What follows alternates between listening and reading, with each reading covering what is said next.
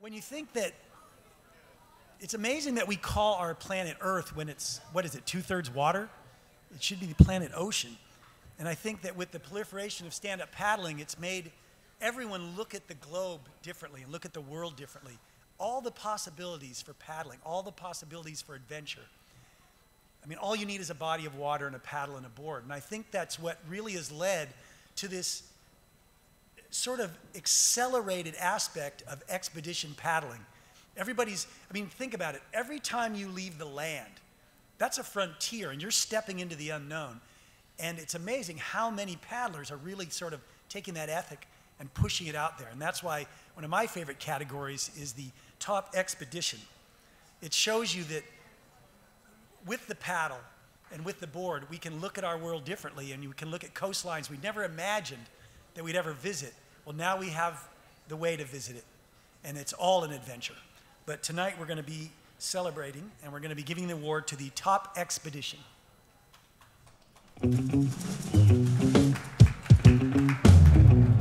Top expedition. Crossing the Gulf Stream. Bill Whidden and Thaddeus Foote's 17-hour paddle from the Bahamas to Miami.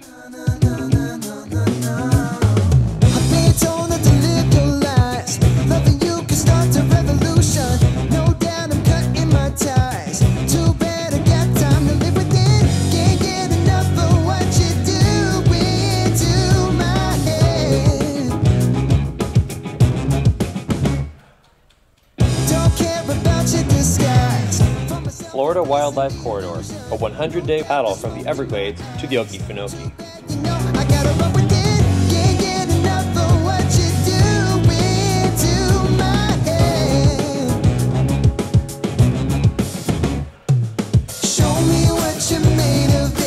North Sea Crossing, Bart's Warp's 36-hour solo mission across the North Sea.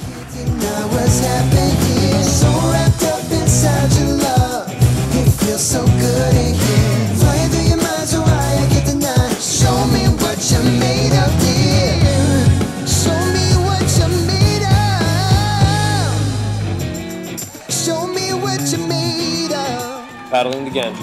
Michele Baldwin's 700-mile paddle down the Ganges River from northern India to Varanasi, raising awareness for cervical cancer. Made of sugar. Show me what you're afraid of.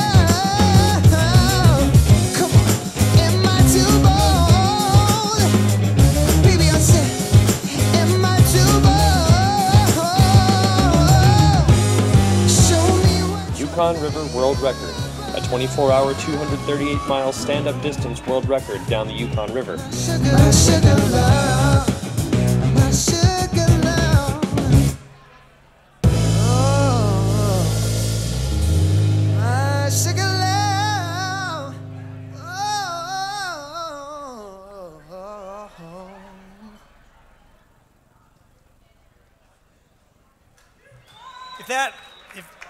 If that doesn't inspire you to get out and paddle, I don't know what will. But for the 2012 SUP Awards, the Top Expedition Award goes to Paddling the Ganges.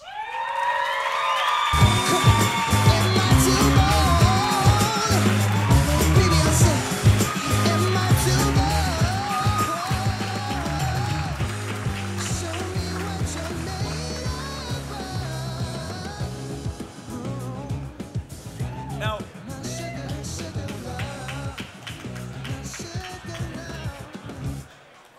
for those of you that may not have heard the audio that went with that video, Michele Baldwin was a very courageous woman who, when diagnosed with terminal cancer, decided she was going to fulfill one of her dreams, and she set out on a 700-mile, I think, a 700-mile paddle down the sacred Ganges River.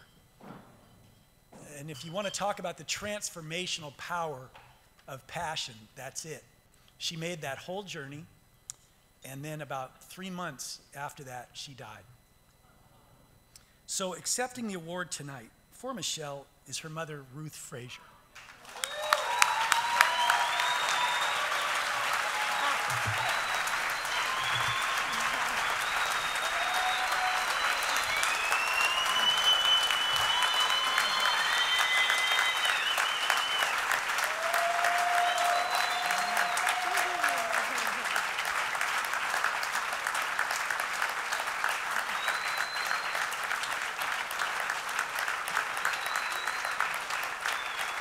Thank you.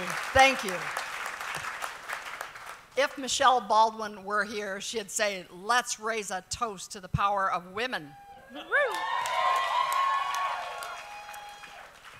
I so salute the rest of your expeditions and the work and the planning that went into this one.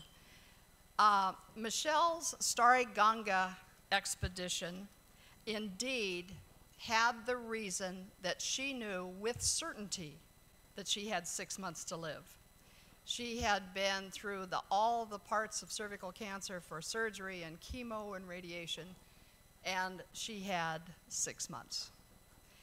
As Michele said in a video that's being made, is that your final offer? And the oncologist said, that's it, with a tear in her eye.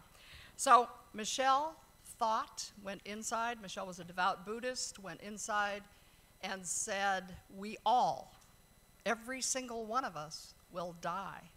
I am the luckiest person as a Buddhist because I know when I'm going to die, and therefore I want to make a difference. So Michele thought about it. Now, we come here today, I'm with her son, Alexander Baldwin, her 17-year-old son. We come from Albuquerque, New Mexico. We're not Breaking Bad. We have basically one river that we are so arrogant as to call Grande, the Rio Grande. It's not very grande.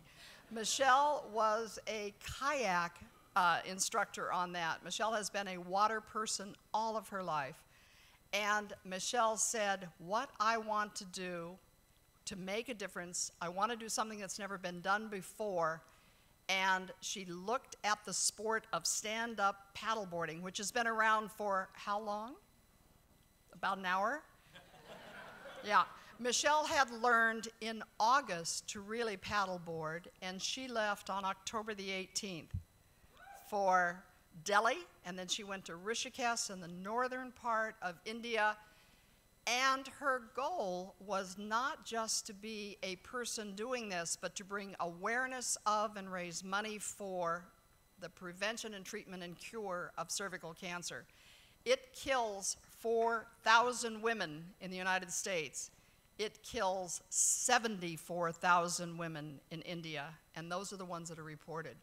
So Michele began this expedition with exactly 6 weeks planning, and with a filmmaker who was in a rowing canoe with her for 700 miles. Now,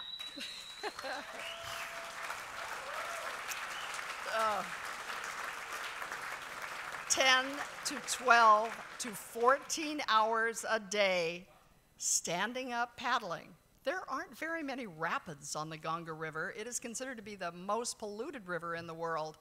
But for Michele, again, a Buddhist, and Buddhism came out of the Hindu tradition, it was also a sacred pilgrimage, a yatra.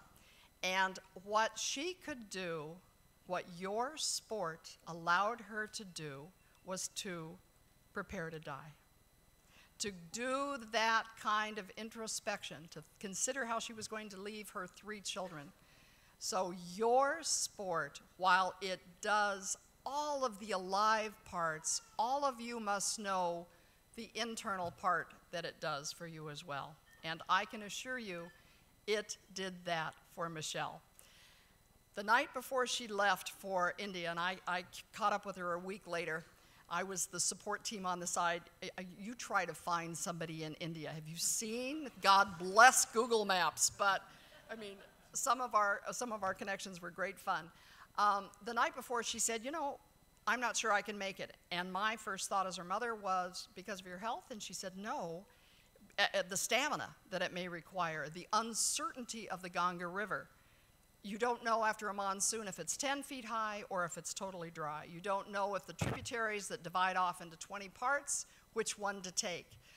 Nobody goes up and down the Ganga River, they go across the Ganga River. And she said, I'm not sure I can make it. And I said, Shelley, nobody has put a paddleboard in the Ganga River. The first day you do it, it will not have been done before. That's all you need to do. So every day she would say, one more day, one more day. So her goal was to raise $100,000 for the Global Initiative Against HPV and Cervical Cancer, and she's well on her way to doing just that.